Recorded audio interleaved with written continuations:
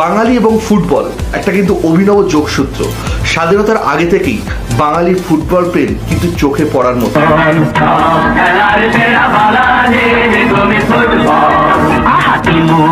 আমরা চিনি মেসিকে, আমরা চিনি রোনাল্ডোকে, চিনি আজকে যার কথা বলবো তিনি নন আদার দ্যান আমাদের গোষ্ঠপাল।